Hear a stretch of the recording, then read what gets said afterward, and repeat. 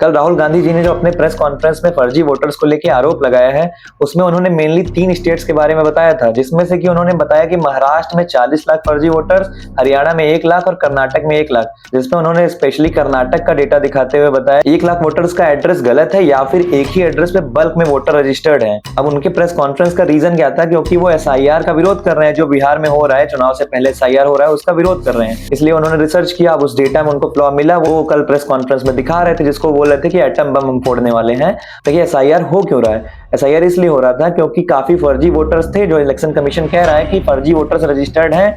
अब उन वोटर्स को छांटने के लिए पहले वेरिफिकेशन हो रहा था, तो उसके विरोध में सारे पोजीशन लीडर आ गए।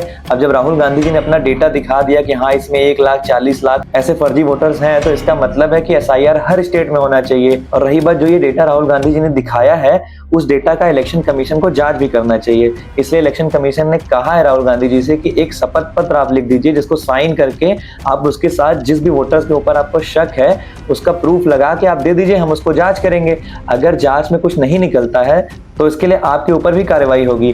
पर राहुल गांधी जी ने अभी तक ना तो शपथ पे साइन करके दिया है और ना ही कोई प्रूफ दिया है, तो ऐसे में शक उनके ऊपर भी आता है। बाकी आप बताइए, क्या जो फर्जी वोटर्स निकले हैं, क्या वो सिर्फ बीजेपी को ही वोट देते थे या फिर दूसरी पार्टियों को भी देते थे?